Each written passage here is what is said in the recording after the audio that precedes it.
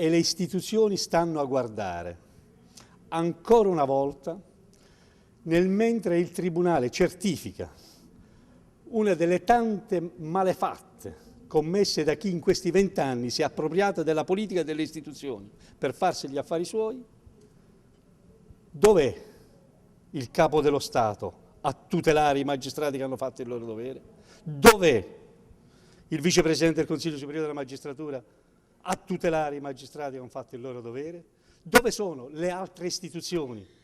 Soprattutto dov'è questo Partito Democratico che pur di mantenere un governo che si regge proprio sul ricatto di un pluricondannato, seppur in primo grado per gravissimi reati, fa finta di non vedere, di non sentire, dice che il governo non c'entra niente. Ma lo volete capire o no?